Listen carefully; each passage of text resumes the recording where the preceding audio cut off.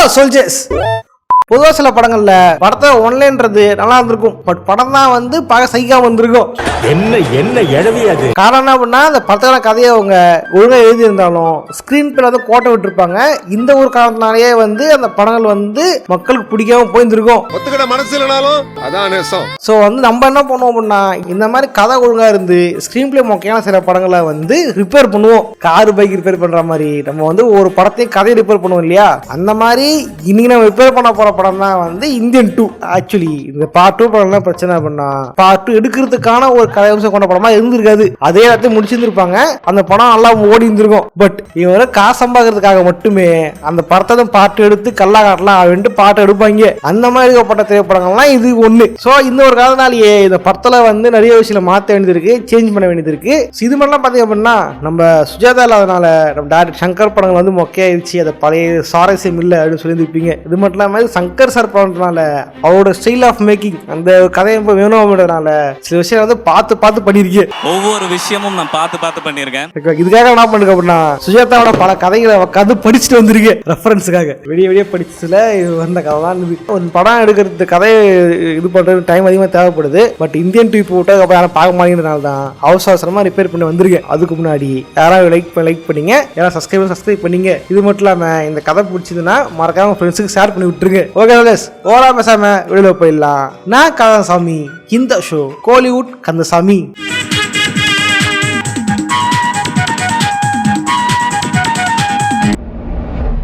வீடியோவில் பார்த்துக்க முன்னாடி ஒரு முக்கிய விஷயத்தை பார்த்தாகணும். புள்ளக்குட்டியை படிக்க சொன்னீங்களே, படித்தா வேலை கிடைக்குதா அப்படின்ட்டு இந்த படத்தை டைலாக் வரையும் பார்த்துருப்பீங்க. ரியாலிட்டியும் பார்த்தீங்கன்னா படித்தா வேலை கிடைக்கிறது உண்மைதான். காரணம், பெரிய எம்என்சி கேட்குற ஸ்கில் நம்மக்கிட்ட இல்லாததான் மெயின் ரீசனே. அந்த ஸ்கில்லை டெவலப் பண்ணுறதே உங்களுக்கு வேலை கச்சிரும். இந்த ஸ்கில்லை எப்படி டெவலப் பண்ணுறது, இது இப்போ கற்றுக்கிறது கேட்டிங்க அப்படின்னா, கீழே இருக்கிற டிஸ்கிரிப்ஷன்லையும் ஃபர்ஸ்ட் கமெண்ட்லையும் அந்த லிங்க் இருக்குது. அதை கிளிக் பண்ணிங்க அப்படின்னா இப்போ ட்ரெண்டிங்காக இருக்கிற கோர்ஸான AI, data science, FSD, UI UX designs இது எல்லாம் உங்க நேட்டிவ் லாங்குவேஜ்ல சொல்லி கொடுப்பாங்க. இது 100% லைவ் ஆன்லைன் கிளாஸ். இண்டஸ்ட்ரியில இருக்கிற எக்ஸ்பர்ட் கிட்ட இருந்து நீங்க டைரக்டா கத்துக்க முடியும். நீங்க கீழே இருக்கிற லிங்க் மூலமா ரிஜிஸ்டர் பண்ணீங்க அப்படின்னா இந்த கோர்ஸ் பத்தி எல்லா டவுட்டையும் அவங்களே கிளியர் பண்ணிடுவாங்க. ஃபர்ஸ்ட் கமெண்ட்லயும் டிஸ்கிரிப்ஷன் லிங்க் இருக்கு, மறக்காம செக் பண்ணி பாருங்க.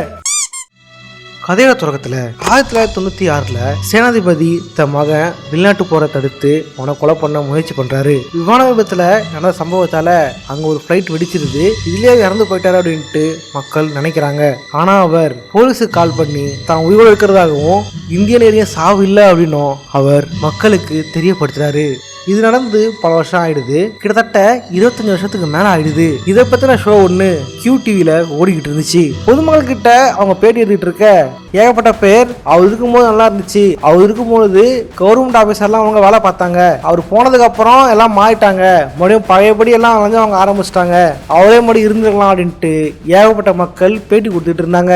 இந்த நியூஸ்ல எத்தையுமே சித்தார்த் ஒரு டீ கேட்ல உட்காந்து பாத்துக்கிட்டு இருந்தாரு. அங்க டீ கேட்ல இருந்தவங்களும் ஆமாப்பா இந்தியா நல்லா இருக்கும், இனிமே யாருமே வரப்போறா அப்படின்ட்டு மக்களும் அவங்கள பேசிக்கிட்டு இருந்தாங்க. சித்தார்த் ஒரு ரிப்போர்ட்டர் ஒரு அசைன்மெண்ட்காக வெளியே வந்திருந்தாரு. அது ஒரு போராட்டம். அந்த போராட்டம் எதுக்கு அப்படின்னா, எங்க கிராமத்துக்கு இந்த கூல்ட்ரிங்க்ஸ் கம்பெனி வேணும் அப்படின்ட்டு மக்கள் போராட்டம் பண்ண வந்திருப்பாங்க. அதனால சித்தார்த், என்னன்னே இது, பொதுவா கூல்ட்ரிங்க் கம்பெனி வேணான்னு தான் மக்கள் போராட்டம் பண்ணுவாங்க, என்ன வேணும்னு போராட்டம் பண்றாங்க, இதெல்லாம் என்னதுன்ட்டு சித்தார்த் கேட்க, கேமராமேன் எல்லாம் காசு வாங்கி பண்றாங்கப்பா, கோலா கம்பெனி காசு கொடுத்து வேற போராட்டம் பண்றதுக்கு ஆளை கூட்டு இருக்கா, வேலை வாய்ப்பு கிடைக்கும் அப்படின்ட்டு ஆளுக்கு 100 ரூபாய் கொடுத்து கூட்டு வந்திருக்கான்ட்டு கேமராமேன் பேசிக்கிட்டு இருக்க, அந்த டிக்கெட்ல பக்கத்துல இருந்தவங்க இதெல்லாம் இந்த தான் வந்திருக்குமா, எல்லாரும் தான் ஆட்டம் ஆடுறானுங்கன்ட்டு டிக்கெட் வைக்கிறவங்க பேசிக்கிட்டு இருந்தாங்க. இந்த நியூஸ் எடுத்துக்கிட்டு சித்தார்த் ஆபீஸுக்கு போயிருந்தாரு. சித்தார்த் ஒரு ரிப்போர்ட்டர், எதுவும் நேர்மையான ரிப்போர்ட்டர். மீடியான்றது ஒரு 4வது தூண், மக்களுக்கு விழிப்புணர்வு ஏற்படுத்த வேண்டியதுதான் மீடியான்ட்டு மீடியாவில் நம்பிக்கை வச்சு இந்த தொழிலுக்கு வந்த ஒருத்தர். ஆனா அவர் வேலை செய்யற கம்பெனின்றது அப்படிப்பட்டது இல்ல. பெரும்பாலும் நியூஸ்கள் கிராப் பண்ணி வரதுனாலையும் இவர் வேலை செய்யறது ஒரு கிரைம் பேஸ் பண்ண கம்பெனின்றதுனாலையும் அவரோட வேலை மேல அவருக்கு அடிக்கடி கோபம் வரும். இதனாலே அவருக்கு தூக்கமின்மை ஏற்படுது. இரவுல தூங்காமலையும் பகல தூங்கி விழிஞ்சும் தன்னுடைய வாழ்க்கையை அவர் கடந்துட்டு வந்துட்டு இருக்காரு. இவர் நேர்மையாக்கிறதுக்கு காரணம், சின்ன வயசுல இருந்தே சேனாபதி பத்தின கதைகளையும் நியூஸ்களையும் கேட்டு வளர்ந்தனாலதான் இவருக்கு இந்த நேர்மையா இருக்கணும்ன்ற விஷயம் தோணி இருக்கும். இன்னொரு நாள் சித்தார்த் அசைன்மெண்ட்காக வெளியே போயிருந்தாரு. அது ஒரு குழந்தை இறந்து போனதை பத்தின ஒரு நியூஸ். ஒரு கோலா கம்பெனியோட கூல்ட்ரிங்க்ஸ் குடிச்சதாலதான் அந்த குழந்தை அநியாயமா இறந்து போயிருக்கும். இந்த விஷயத்தை அவர் கலெக்ட் பண்ணிக்கிட்டு இது கண்டிப்பா மக்கள்கிட்ட தெரியப்படுத்தணும், இந்த கோலா கம்பெனி நடக்கிற கலப்படத்தை பத்தி தெரியப்படுத்தணும்ட்டு அவர் இந்த நியூஸை கலெக்ட் பண்ணி அவர் ஆபீஸ்ல கொடுத்து நிதானமா வேலையில முழுமையா வேலை செஞ்சிருக்கோன்ட்டு ஃபுல்ஃபில்லா அவர் ஃபீல் பண்ற நேரத்துல டிவி டெலிகாஸ்ட் நியூஸ்ல ஒரு இடத்துல கூட அந்த கம்பெனியோட பேர் இடம் பெறவே இல்ல. இதனால அவருக்கு கோவம் வருது. எடிட்டர் கிட்ட போயிட்டு என்ன சேவை பண்றீங்கன்ட்டு போய் கேக்குறாரு. பட் அந்த சேனலோட எடிட்டர் நமக்கு சேனலுக்கு விளம்பரம் கொடுக்கறத கோலா கம்பெனி தான், அவனை பத்தி தப்பா நியூஸ் போட்டா அவன் விளம்பரம் கொடுக்க மாட்டான், அதனால நியூஸ் போட முடியாதுன்ட்டு மூஞ்சில அடிச்சா மாதிரி அவரை சொல்லி அமுச்சு வச்சிடறாங்க. இந்த ஒரு காலத்துல அவர் மனம் உடைஞ்சு போயிட்டுறாரு. என்னதான் ஆக்சுவல் நியூஸை அவர் ரிப்போர்ட்டிங்ல கொடுத்திருந்தாலும் சப் எடிட்டிங்ல அதெல்லாம் நியூஸ் கிராப் ஆகுது அப்படின்ட்டு அவருக்கு மனம் வருத்தம் இருந்திருந்தது. பட் அவர் மனம் தளரல. இந்த விஷயத்த டிவில சொல்லலாம் என்ன, நம்ம சோசியல் மீடியா சொல்லலாம் அப்படின்ட்டு தன்னோட முகத்தை மறைச்சிக்கிட்டு ஒரு ஃபேஸ்லெஸ் சேனல் ஆரம்பிக்கிறாரு. அந்த சேனலோட பேர் தான் பார்க்கிங் டாக்ஸ். முதல்ல சேனல் போலாம் அப்படின்னாலும் கொஞ்சம் கொஞ்சம் மாதுக்கு பார்வைகள் அதிகமாகுது. ஏகப்பட்ட பேர் இந்த யூடியூப் சேனலை ஃபாலோ பண்ண ஆரம்பிக்கிறாங்க. அவர் வேலை செய்ய டிவி சேனல்ல அவரால் போட நியூஸ்ல எல்லாத்தையுமே அவர் இந்த யூடியூப் சேனல்ல சொல்ல ஆரம்பிக்கிறாரு. இதனால மக்களுக்கு உண்மை தெரிய வருது அப்படின்ட்டு இது உண்மையா அவர் ஒரு மன திருப்தி அடைய ஆரம்பிக்கிறாரு. இதே சமயத்துல தான் சித்தார்த் தன்னோட யூடியூப் சேனலுக்காக ஆடியோ ரெக்கார்ட் பண்ணிட்டு இருக்க திடீர்னு தன்னமான ஜெகன் கிட்ட இருந்து ஒரு கால் வருது. ஏ மச்சான், நீ ஒரு பர்த்டே பார்ட்டிக்கு போறண்டா, நீயும் வாடா அப்படின்ட்டு ஜெகன் கூப்பிட அது சித்தார்த் இன்ட்ரெஸ்ட் காட்டல. பட் ஏ மச்சான், இந்த பார்ட்டிக்கு ஆளும் வாடா, நீயும் வாடான்னு கூப்பிட சித்தார்த்த உடனே கிளம்பி போயாகணும்னு தோணுது. சித்தார்த்தோட கர்ஷ் தான் வர்ஷா. சின்ன வயசுல இருந்தே இவருக்கு அவ மேல ஒரு காதல் இருந்துச்சு. இன்னைக்கு மீட் பண்றதுக்காகவே அவர் வேகமா தன்னோட பழைய ஸ்பெண்டர் பைக் எடுத்துக்கிட்டு பார்ட்டிக்கு அவர் வேகமா போக திடீர்னு வழியில அந்த வண்டி மக்கள் போய் நின்று போயிடுது. அது என்னடா இது அப்படின்ட்டு அவர் சுத்தி முத்தி பார்க்க அங்கிருந்த ஒரு கடையில பேப்பர் ஹெட்லைன்ல பார்த்து அவருக்கு அதிர்ச்சி அடையுது. காரணம் அப்படின்னா அந்த ஹெட்லைன்ல இந்த கோலா கம்பெனி ஓனரை எதிர்த்து அவர் யூடியூப்ல வீடியோ போட்டிருப்பாரோ, அந்த கோலா கம்பெனி ஓனரை யாரோ கொண்டுட்டாங்க அப்படின்ட்டு அந்த ஈவினிங் நியூஸ் பேப்பர்ல போட்டிருந்தது. இவர் யாரு கொண்டது, இப்படி நடந்துச்சு அப்படின்ட்டு சித்தார்த்துக்கு ஒரு அதிர்ச்சியா இருக்க மறுபுறம் ஃப்ரெண்டுங்க இருந்து போன் வந்தனால பைக்கர் மெக்கானிக் ஷாப்ல விட்டு அவர் ஆட்டோல அந்த இடத்துக்கு போயிருக்க அங்கதான் அவரோட காதலி அங்க ரொம்பவே அழகா இருந்தா. எப்படி இவருக்கு அவ மேல ஒரு ஈர்ப்பு இருந்துச்சோ அதே மாதிரி வர்ஷாவுக்குமே இவர் மேல ஈர்ப்பு இருந்துச்சு. ரெண்டு பேருமே ஒருத்தருக்கு ஒருத்தர் காதல சொல்லுகல அப்படின்னாலும் ரெண்டு பேருக்குள்ளயுமே சொல்லப்படாத காதல்ன்ற ஈர்ப்பு இருந்துச்சு. இதனால ரெண்டு பேருமே ஒன்னா பேசிக்கிட்டு பழகிட்டு இருக்க வர்ஷா சித்தார்த்துக்கு கொடுக்கறதுக்காக பரிசு ஒண்ண வச்சிருந்தா. அத அவர்கிட்ட கொடுக்க அவளுக்கு கொஞ்சம் அக்கறை இருந்தாலும் எப்படியாவது கொடுத்துடணும்ட்டு அவ முயற்சி பண்ணிட்டு இருந்தா. இதனால ரெண்டு பேரும் தனியா பேசிக்கிட்டு இருக்க தீன் ஜெகன் வந்து ஏ மச்சான் கலக்கடா கலக்கு அப்படின்ட்டு கிண்டல் பண்ணிட்டு போக வர்ஷாவுக்கு கொஞ்சம் கூச்சப்பட்டு இருந்தா. பார்ட்டி முடிஞ்சு எல்லாம் வெளியே போயிட்டு இருக்க வர்ஷாவும் சித்தார்த்தம் மட்டும் வந்து போயிட்டு இருந்தாங்க. இதுதான் சரியான நேரம். சித்தார்த்து கிட்ட இந்த பரிசை கொடுக்கலான்ட்டு வர்ஷா காத்துக்கிட்டு இருக்க திடீர்னு அவருக்கு ஆபீஸ்ல இருந்து போன் வருது. கோலா கம்பெனி ஓனரை யாரோ கொண்டுட்டாங்க, இதை போய் உடனே ரிப்போர்ட்டிங் பண்ணு, இதை நம்ம கண்டிப்பா இது பண்ணி ஆகணும்ட்டு ஆபீஸ்ல இருந்து அர்ஜென்ட்டா கூப்பிட்டு இருக்க சித்தார்த்தத்தை விட்டா வேற வழி இல்லாதனால உடனே போயாகணும்னு முடிவு எடுக்கிறாரு. இதனால அவர் அவரை கால வர்ஷாவை ஒரு ஆட்டோல ஏத்தி விட்டுட்டு அங்க இருந்து ஃப்ரெண்ட் பைக்ல கிளம்பிடுறாரு. சித்தார்த் அவசரமா போயிருந்தாலும் வர்ஷாவுக்கு அந்த பரிசு அவர் கொடுக்க முடியலன்ட்டு வருத்தத்தோடைய ஆட்டோல போயிருந்தா. மறுபுறம் மழை. சித்தார்த் சம்பவ இடத்துக்கு போயிட்டு இருக்க அந்த இடத்துல ரொம்ப கூட்டமா இருந்தது. போலீஸ் வரவங்க எல்லாரையுமே தடுத்துக்கிட்டு இருந்தாங்க. சித்தார்த் ரிப்போர்ட்டிங்காங்க அந்த இடத்துக்கு போயிருக்க அந்த இடத்துல கோலா கம்பெனி ஓனரை ரொம்பவே கொடூரமா யாரோ கொண்டு இருந்தாங்க. யார் இதை பண்ணிருப்பா அப்படின்ட்டு சித்தார்த் யோசிச்சுட்டு இருக்க திடீர்னு மழையால அந்த இடமே சகதியா இருந்தது. இதை பத்தி அவர் குழப்பத்தோடையே நியூஸ் கால் பண்ணிட்டு இருக்க திடீர்னு அவருக்கு போன் வருது. போன்ல ஒரு அதிர்ச்சியான செய்தி காத்திருந்தது. என்ன அப்படின்னா இவரோட காதலி வர்ஷாவை யாரோ ரேப் பண்ணிருந்தாங்க. இந்த விஷயத்தை கேள்விப்பட்டவர் அதிர்ச்சி அடைகிறாரு. அவளை போய் ஹாஸ்பிட்டல்ல பாக்குறாரு. இந்த சம்பவம் பண்ணவங்களை கண்டிப்பா விடவே கூடாதுன்ட்டு அவர் பழி வாங்கணும், சட்டத்துமா நிறுத்தி அத்தனை பேர் தண்டனை வாங்கி கொடுக்கணும்னு அவர் துடிக்கிறாரு. குற்றவாளிகளை போலீஸ்க்கு அரெஸ்ட் பண்றாங்க, கோர்ட்டு கொண்டு வராங்க. ஆட்டோல ஏத்தி விட்டது சித்தார்த் தான். இதனால சித்தார்த் கோர்ட்ல சாய் சொல்ல வந்து இருக்க அக்யூஸ்டுக்காக வாதாட வந்த வக்கீல் அவுட் ஆஃப் கோர்ட் செட்டில் பண்ணிக்கலாம், இந்த கேஸாவே முடிச்சுக்கலாம் அப்படின்ட்டு எப்படியோ காம்ப்ரமைஸ் பண்ண முயற்சி பண்ணா. ஆனா சித்தார்த்தை பொறுத்த வரைக்கும் குற்றவாளிகளுக்கு சேர்ந்தான கிடைச்சாகணும்ட்டு அவர் உறுதிதமா இருந்தாரு. அங்கதான் அந்த வக்கீல் ரொம்பவே கீழ்த்தரமா நடக்க ஆரம்பிச்சாரு. அந்த குற்றவாளிகளை காப்பாத்துறதுக்காக அவர் இந்த பொண்ணு வந்து குற்றவாளிகளுக்கும் ஏற்கனவே தொடர்பு இருந்துச்சு, 7 பேர் நண்பர்கள் தான் வாய் கூசாம போய் பேச சித்தார்த்துக்கு ரொம்ப கோவத்தை உண்டு பண்ணுது. இதனால அவர் கோர்ட்லயே அந்த வக்கீல அவர் அவர் சட்டையை பிடிச்சி திட்ட ஆரம்பிக்கிறாரு. நீங்களாம் ஒரு வக்கீலா, தொழிலுக்கே உண்மை இல்லாம இருக்க, கேடுகட்ட குற்றவாளை காப்பாத்துறதுக்காக இந்த அளவு கீழ்த்தரம் நடந்துக்கிறியாடின்ட்டு சித்தார்த் ஆவேசப்பட இதை பார்த்த நீதிபதி இந்த வழக்கை ஒத்தி வச்சிடறாரு. தப்பா பேசுற வக்கீல திட்டத்தை விட கோர்ட்ல நடந்துகிட்டதுனால சித்தார்த் தான் அவங்க குறை சொல்லியிருந்தாங்க.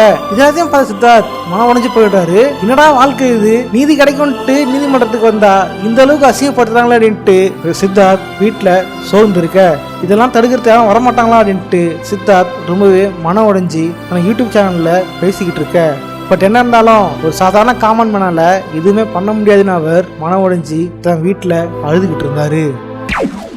முதல்ல சித்தார்த்துக்கு ஜெகன் கிட்ட இருந்து போன் வருது. மச்சா ஒரு லிங்க் அமைச்சு பாரா, டக்குன்னு பாரான்னு சொல்ல அவர் அவசரமா அந்த லிங்கை கிளிக் பண்றாரு. அந்த லிங்க் ஒரு லைவ் போயிருந்தது. அந்த லைவ் வீடியோ இருந்தது இந்தியன் தாத்தாவான சேனாபதி. இதை பார்த்து அவருக்கு கூஸ் பம்ப்ஸ் ஆக அவர் பக்கத்துல கோர்ட்ல கேவலமா பேசின வக்கீல் அங்க இருந்தான். வக்கீல் தாத்தா கட்டிப்பட்டு வச்சிருந்தாரு. தாத்தா அங்க இருந்தான் பேச ஆரம்பிக்கிறாரு.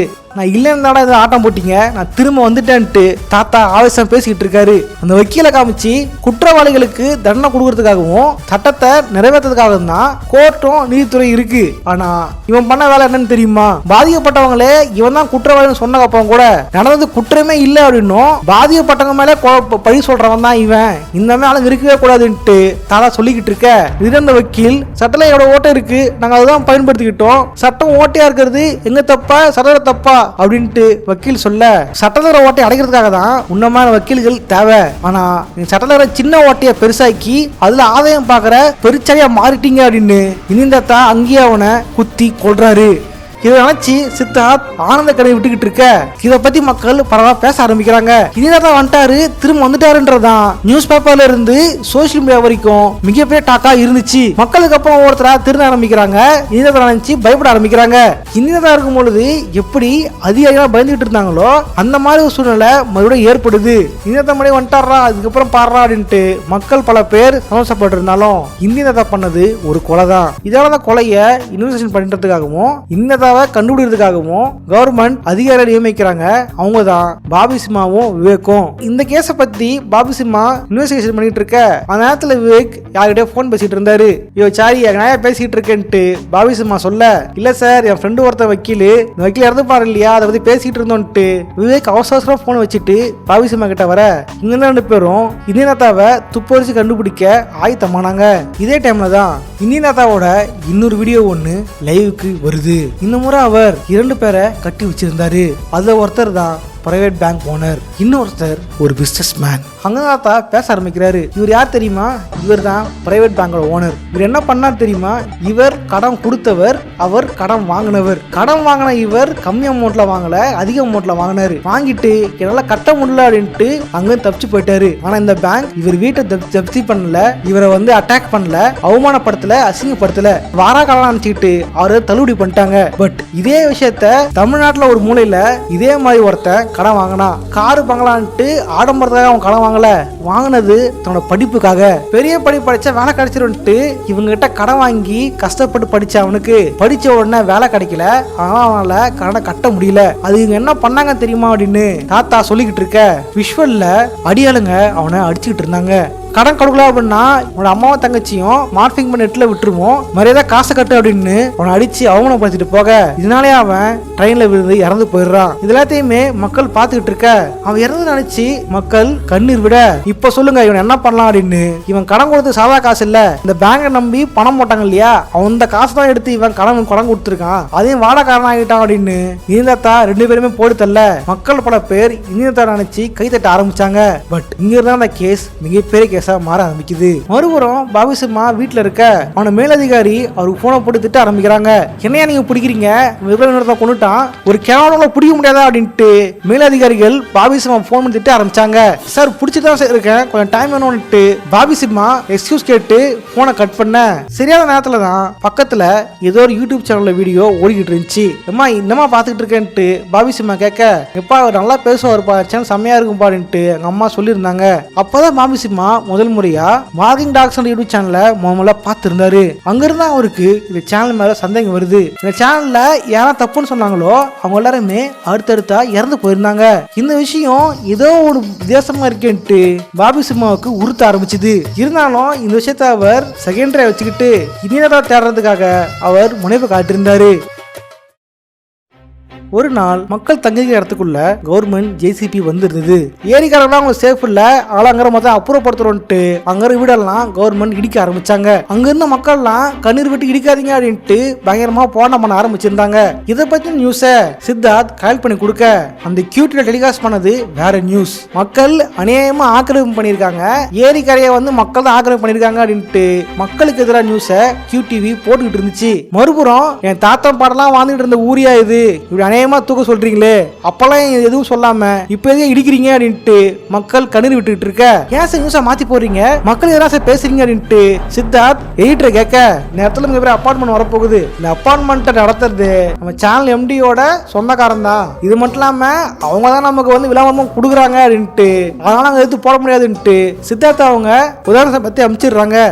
இல்ல சார் ரொம்ப தப்பு, மக்களை குறை சொல்ல தப்பு சார் அப்படின்னு சொன்னாலும் உன்னோட வேலை ரிப்போர்ட் பண்றது மட்டும்தான், அதை மட்டும் நீ பாரு, அதை விட்டு கண்ட வேலையை பார்க்காத, இல்ல வேலையை விட்டு போன்ட்டு அவமானப்படுத்திடுறாங்க. மீடியான்றது ஃபோர்த் பில்லர் சார், மக்களுக்கு தெரியப்படுத்த நம்ம வேலை, இப்ப நம்மளே மக்களுக்கு எதிராக போடுறது தப்பு சார் சொன்னா நீ வெளியே போறியா இல்ல வேலையை விட்டு போறியான்ட்டு அவங்க அங்கத்திலேயே அவரை அவமானப்படுத்தி அமைச்சிடுறாங்க. அவமானத்தோட அங்கிருந்து வெளியே சித்தார்த் உடனே அவர் மைக்கு முன்னாடி பேச ஆரம்பிக்கிறாரு. பார்க்கிங் டாக்ஸ்ல யாருமே பேசாத விஷயத்த சித்தார்த் வெளிப்படையா பேச இதை கேள்விப்பட்ட மக்கள் எல்லாருமே அந்த கம்பெனி மேல பயங்கர கோவம் அடைறாங்க. இதனால பல பேர் போராட்டம் பண்ணவும் துணி ஆரம்பிக்கிறாங்க. இதோட முக்கியமா சித்தார்த் இந்த விஷயம் சொல்லியிருந்தாரு, இந்த மாதிரி நியூஸ் இருந்துச்சு, இந்த நியூஸை நான் போட்டிருந்தேன், இதை இந்த டிவி சேனல் ஓனர் வந்து இந்த மாதிரி நியூஸ் போட மறுக்கிறாங்க, இந்த டிவி சேனல் மோசம்னு சொல்ல மக்களுக்கு அந்த டிவி சேனல் மேலேயும் பயங்கர கோவம் வருது. இதே சமயத்துல தான் இன்னொரு லைவ்ல இந்தியன் தாத்தா வராரு. பட் இது யூடியூப் லைவோ இல்ல பேஸ்புக் லைவோ இல்ல, இது கியூ டிவியோட லைவ். கியூ டிவி லைவ்ல தாத்தா பிடிச்சி வச்சிருந்தது இந்த சேனலோட ஓனரை. மக்களுக்கு உண்மையா இருக்க வேண்டிய பொறுப்பு இருக்கிற நியூஸ் சேனலு இந்த மாதிரி மக்களுக்கு விரோதம் நடக்குது, நியூஸ் சேனல் ஒழுங்கா இருந்தாலே மக்களும் அரசாங்கமும் ஒழுங்கா இருக்கும் அப்படின்ட்டு இனிய தாத்தா அந்த அவரை கொலை பண்றாரு. இது முக்கியமான விஷயத்த இனிய தாத்தா சொல்ல ஆரம்பிக்கிறாரு. ஏன் எல்லா விஷயத்துக்கும் நான் ஒருவன் நினைக்கிறீங்க, இன்னொருத்தவன் தான் அவளை காப்பாற்ற நினைக்கிறீங்க, இதுவே நீங்க பண்ற மிகப்பெரிய முட்டாள்தனம். ஜனநாயகம்ன்றது மக்கள் தான், மக்களை இறங்கி கேள்வி கேட்காத வரைக்கும் யாரும் திருந்த மாட்டாங்க. நான் ஒருவன் இன்னைக்கு வெயிட் பண்ணாதீங்க, நீங்களே கேள்வி கேளுங்க அப்படின்ட்டு தாத்தா லைவ்ல சொல்லி முடிக்க மக்களுக்குள்ள போராட்ட உணர்வு அதிகரிக்குது. வெள்ளக்காரனை எதிர்த்து நாங்களா போராடமானாலதான் இன்னைக்கு உங்களுக்கு சோதனை கிடைச்சிருக்கு, இன்னைக்கு இந்த கொள்ளக்காரனை எதிர்த்து நீங்க போராட மட்டும்தான் உங்களுக்கு விடுதலை கிடைக்கும்ட்டு ஆவேசமா பேசி தாத்தா லைவ் முடிக்க மக்களுக்குள்ள போராட்டம் ஒன்னும் அதிகரிக்குது. இதே சமயம் இதையும் பார்த்துக்கிட்டு இருந்த பாபி சிம்மா இது கியூ டிவி ஆபீஸ் தான் லைவ் ஆகிட்டு இருக்கு, அங்க போன தாத்தா பிடிச்சிடலான்ட்டு விவேக்கும் பாபி சிம்மாவும் இடத்துக்கு போறாங்க. ஆனா தாத்தா திடீர்னு அங்க இருந்து தப்பிச்சு ஓட்டாரு. போகும்போது திடீர்னு ஏதோ ஒரு குழந்தைங்க யூனிசைக்கிள்ல பயணிச்சிட்டு இருக்க தீனால எடுத்துக்கிட்டு அவர் அங்கிருந்து பறந்து போறாரு. பாபி சிம்மா அவரை பிடிக்க எவ்வளவு கஷ்டப்பட்டாலும் தாத்தா அங்க இருந்து எப்படியோ எஸ்கேப் ஆயிடுறாரு. இங்க இருந்தா பாபி சிம்மாவுக்கு ஒரு சந்தேகம் வருது, கியூ டிவிக்குள்ள நடக்கிற விஷயங்கள்லாம் இந்த அளவுக்கு தாத்தாக்கு தெரிய வந்திருக்கும், கண்டிப்பா அந்த சேனலுக்குள்ள ஒரு யாரோ ஒருத்தர் தான் சொல்லியிருந்துக்கணும்ட்டு பாபி சிம்மாவுக்கு டவுட் வர அங்கிருந்து ட்ராக் பண்ணி தான் சித்தார்த்தா காரணமா இருக்கும்ட்டு அவரை தேட ஆரம்பிக்கிறாரு. இங்கதான் அவங்களுக்கு புரிய வருது, இந்த பாரதி டாக்ஸ் சேனல் நடத்துறதும் இங்க வேலை செஞ்சதும் சித்தார்த்தான்றதுனால சித்தார்த்தை பிடிக்கிறதுக்காக அவங்க முனைப்பு காட்டுறாங்க. இதே நேரத்துல சித்தார்த்துக்கு ஒரு மெசேஜ் வருது. மெசேஜ் பண்ணியிருந்தது வேற யாரும் இல்ல, சேனாபதி தான். இன்னைக்கு நான் மீட் பண்ண போறேன், நான் சொல்ற இடத்துக்கு நீ வான்ட்டு தாத்தா மெசேஜ் பண்ணிருக்க. இது எல்லாத்தையும் ட்ராக் பண்ணிருந்த பாபி சிம்மா இன்னைக்கு அவன் மீட் பண்ண போறான், இன்னைக்கு போனா தாத்தாவை பிடிச்சிடலான்ட்டு அந்த இடத்துக்கு பாபி சிம்மா விவேக்கு மட்டும் போறாங்க. இதே நேரத்துல சித்தார்த் அங்க கிளம்பி இருக்க சித்தார்த்தோட வீட்டை அவங்க சோதனை பண்ண ஆரம்பிச்சிருந்தாங்க. சித்தார்த் நேரத்துக்கு போயிருக்க அந்த இடத்துல தாத்தாவும் வந்திருந்தாரு. சின்ன வயசுல இருந்து இவரோட கதைகளை கேட்டு கேட்டு வளர்ந்த சித்தார்த்துக்கு இவரை பார்த்தவொன்னு மிகப்பெரிய மகிழ்ச்சி ஆயிடுது. தாத்தா கிட்ட நீ பண்றது ரொம்ப நல்ல விஷயம், மக்கள் கிட்ட உண்மையை கொண்டு போற, மக்கள் உண்மையை தெரிஞ்சிட்டாலே போதும், பேலன்ஸ் அவங்களே பாத்துக்குவாங்க அப்படின்ட்டு தாத்தாவனை பத்தி புகழ்ந்து பேசிக்கிட்டு இருக்க இதை ஒளிஞ்சிருந்து பாபி சிம்மை எட்டி பார்க்க அங்கதான் அவருக்கு மிகப்பெரிய அதிர்ச்சி ஒண்ணு காத்திருந்துச்சு. ஒரு காட்சியில பாபி சிம்மா விவேக்கும் சித்தார்த்தோட வீட்டுக்கு போயிருக்க அந்த இடத்துல சேனாபதி பத்தின ஆடைகள், புகைப்படங்கள் அப்படின்னு அவங்க வீடு முழுக்கவே ஏதோ விஷயம் இருந்திருந்தது. அந்த நேரத்துல தான் பாபி சிம்மா உண்மையா சொல்லியிருந்தாரு. சேனாதிபதி 90s கொலை பண்ணும்போது அவருக்கு வயசு 80க்கு மேல இருக்கும். இப்ப பார்த்தா கண்டிப்பா 100 வயசுக்கு மேல இருக்கும். ஒரு 100 வயசுக்கு கிழவனால ஆளை கடத்துறதோ, கொலை பண்றதோ, போலீஸ் கிட்ட வேகமா தப்பிக்கிறதோ நடக்காத காரியம். ஏதோ சந்தேகம் இருக்கு சார்லி அப்படின்ட்டு பாபி சிம்மா சொல்லியிருக்க. ஒரு காட்சியில சித்தார்த்தும் திவ்யாத்தும் பேசிக்கிட்டு இருந்தாங்க. சித்தார்த்தோட பார்வையில இந்தியாதாந்தில இருக்க, பாபி சிம்மாவோட பார்வையில அந்த இடத்துல யாருமே இல்ல. சித்தார்த் தனக்கு தானே பேசிக்கிட்டு இருந்தான். அதுதான் பாபி சிம்மா பார்த்து இருந்தாரு. உண்மையிலேயே அந்த இடத்துல தாத்தா மீட் பண்ணவே இல்ல. தாத்தா இருக்காரு நினைச்சுக்கிட்டு சித்தார்த் தான் தனக்கு தானே பேசிக்கிட்டு இருந்தாரு. ஒரு காட்சியில சித்தார்த்தோட வீட்டுல இருந்தது இனிதாத்தாவோட மாஸ்கும் அவரோட உடைகளும். இதனால இனிதாத்தா வருவாருன்ட்டு நம்பிக்கிட்டு இருந்த சித்தார்த் அவர் வராதனால அவருடைய மூளை இனிதாத்தா மாதிரி ஒரு கேரக்டரை தானா உருவாக்கி இருக்கு. இங்க இருந்து தான் பாபி சிம்மாவுக்கு இன்னொரு விஷயமும் புரிய வருது. இனிதாத்தா லைவ்ல கொலை பண்ணது எல்லாமே ஆல்ரெடி ரெக்கார்ட் பண்ண வீடியோக்கள் தான். அது பிரீமியர் தான் தவிர அது லைவ் இல்ல. இதை புரிஞ்சுட்டு அவங்க சித்தார்த்தை பிடிக்கிறதுக்காக அவங்க முனைப்பு காட்டுறாங்க. பாபி சிம்மா அவரை பிடிக்க எவ்வளவு கஷ்டப்பட்டாலும் அங்க இருந்து எப்படியோ எஸ்கேப் ஆயிடுறாரு. ஊருக்குள்ள ஒரே கலவரமா இருந்துச்சு. அந்த கலவரத்துக்குள்ள இதியன் தாத்தா நுழைய பாபி சிம்மா இனிதாத்தா சொல்றதுக்கு துப்பாக்கி நீட்டினாரு. துப்பாக்கியை பார்த்த உடனே பொதுமக்கள் பாபி சிம்மாவை தாக்கிட்டு இருக்க, அப்பயும் பாபி சிம்மா இதியன் தாத்தாவைய பார்த்துக்கிட்டு இருந்தாரு. அந்த நேரத்துல அங்கிருந்த சேனாபதி தன்னோட கழுத்துல லேசா சுரிஞ்சு தான் போட்டு மாஸ்க கழட்டினாரு. அங்க இருந்தது சித்தார்த். மாசை கேட்டு போட சித்தார்த் திருட்டு அங்கிருந்து காணாம போக கீழே இருந்த மாஸ் நெருப்புல எரிஞ்சுக்கிட்டு இருக்க. ஒரு முனையில இனிதாத்தாவோட குரல் கேட்டுக்கிட்டு இருந்துச்சு. இன்னொருத்த வந்து அவனை காப்பாற்றவன் நினைக்காதீங்க, உங்களை நீங்க காப்பாத்திக்கங்க. எப்போ மக்களே தப்ப தட்டி கேட்குறீங்களோ அப்பதான் தப்பு நடக்காம இருக்கும்ட்டு தாத்தா சொல்லிக்கிட்டு இருக்க. அவளோட மாஸ்க் வாகனத்துல எரிஞ்சுக்கிட்டு இருந்தது. இதோட அந்த கதை இங்கேயே முடியுது. இனிமே மக்களை பொறுத்த வரைக்கும் இந்தியன்றது ஒரு நபர் இல்லை, அது ஒரு நம்பிக்கை.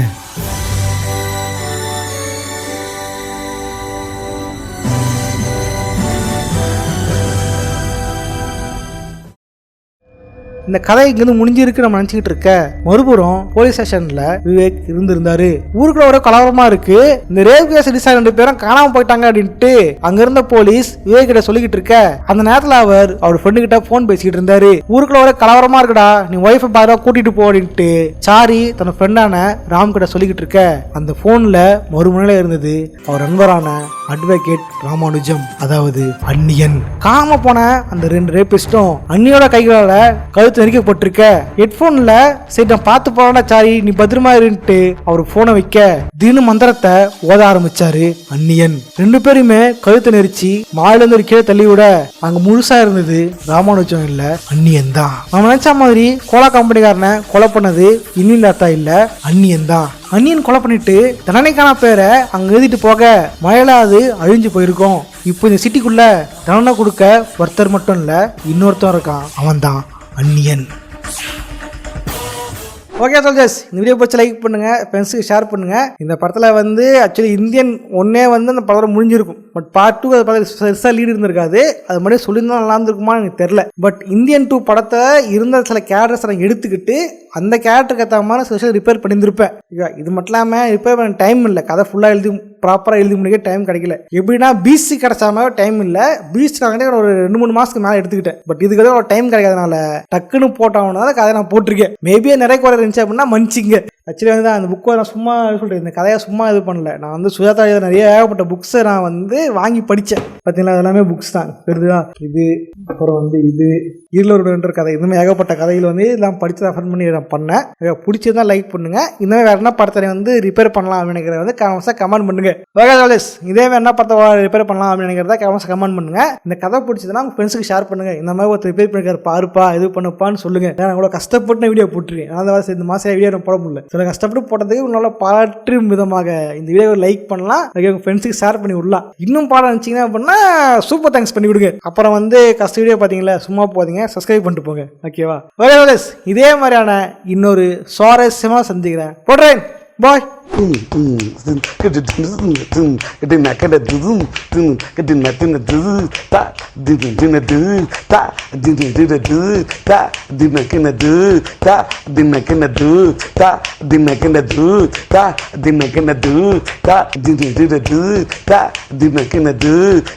Dinner